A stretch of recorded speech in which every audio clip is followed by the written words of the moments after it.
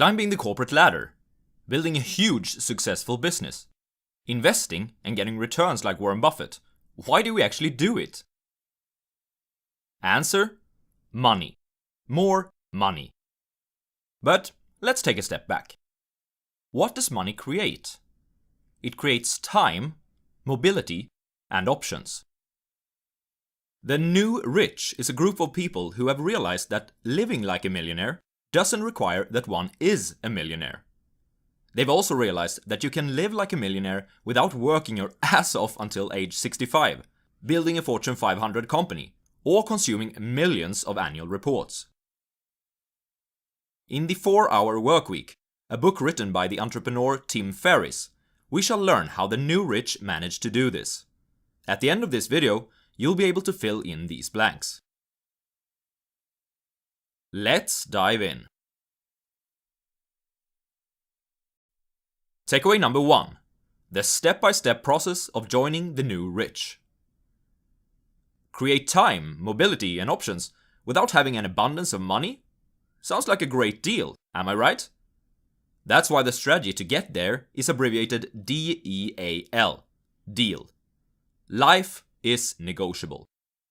Just because everyone else follows the 9-to-5 dogma doesn't mean that you have to do it too. I hate the "but what if everyone else does so too" argument. Don't worry. Everyone won't be willing to do this, but hopefully you will. Follow this and you'll be ready to join the new rich in no time. D stands for definition. First and foremost, we must redefine the goal of the game that we've been fooled to play for so long. Money, in itself, is not the end goal. Relative income trumps absolute income, once certain essentials are met. More on this in takeaway number 2. E is for elimination. Being busy 24/7 is trumpeted as ambitious, but Tim Ferriss disagrees. Being busy all the time is lazy. Lazy thinking. To become truly productive, which is essential to have a 4-hour workweek, you must eliminate unimportant activities, which we'll discuss in takeaway number 3. A is for automation. Outsource, outsource, outsource. No more wasting your time with repetitive tasks. If you estimate your hourly to be, say, $20, it probably makes a lot of sense to have someone else do it for $7 an hour. More on this in takeaway number 4. L is for liberation. Skiing is better in Italy. Surfing is better in Costa Rica. Diving is better in Australia. And meatballs definitely taste better in Sweden. Why tie yourself down to a single location? In takeaway number 5, I'll discuss some of the tips that Tim Ferriss gives for the final piece of the puzzle: mobility.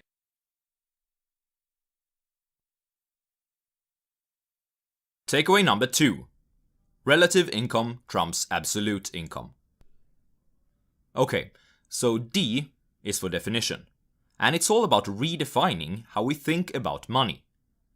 Who is richer, in your opinion? A. The investment banker with an annual salary of $500,000, who works 80 hours a week. Or B.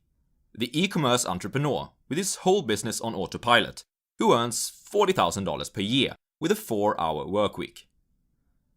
Tim Ferriss talks about something he calls a freedom multiplier, consisting of 4 variables. Depending on how many of them that you can control, the practical value of your money multiplies. They are what you do, when you do it, where you do it, and whom you do it with. An investment banker is typically very restricted in these regards, which is why the e-commerce entrepreneur may be richer when we consider what money can do for this person. And here, we shall introduce a very important concept. Relative income trumps absolute income. Once you have a cash flow, that's enough to support your desired lifestyle. By the way, for great inspiration on a millionaire lifestyle, check out my summary of Dan Lock's FU Money. Sure, the investment banker beats the e-commerce entrepreneur in absolute income. He earns $460,000 more per year. But is this a bit excessive? the e-commerce entrepreneur beats the investment banker once time is introduced to the equation, as his relative income is $200 per hour versus $120 for the banker. The investment banker may be able to stack up that $500,000 salary for an early retirement, but he should question himself on why he wants to do so. So that he can move to a nice and warm paradise island and just go surfing all day? Well, the e-commerce entrepreneur can live that lifestyle already. He doesn't have to wait until retirement to do so. And there's every reason not to save it all till the end.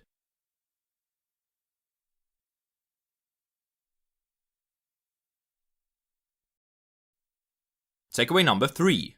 How to be more productive.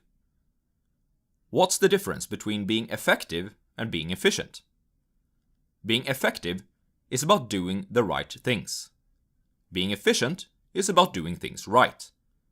To join the new rich and reach a 4-hour workweek, we must focus on the former. Remember this: doing something unimportant well does not make it important. It's time to eliminate the activities that are not getting us where we want. There are 2 great principles to keep in mind here: Pareto's law and Parkinson's law. Pareto's law states that 80% of the effects comes from 20% of the causes. 80% of company profits comes from 20% of the customers. 80% of results comes from 20% of effort and time. 80% of consequences stems from 20% of the problems, etc. Our mental energy must focus on these 20%. For example, keep the top 20% customers happy and put the remaining 80% on autopilot. Fire their asses if they complain. In general, keep updating priorities and focus each day on 1 to 2 big tasks. Small bad things will happen when you start to ignore certain tasks, but this is necessary to get the big things done.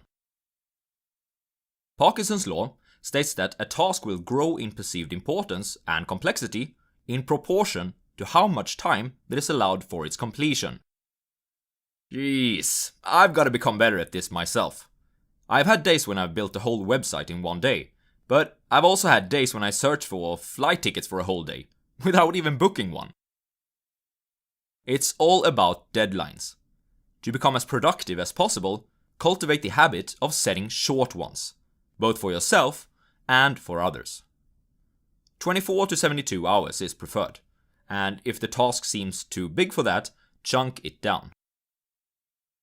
This is closely related to the student syndrome, by the way. Smash the like button if you've experienced this. Partly so that I don't feel alone, but mostly for the YouTube algorithm.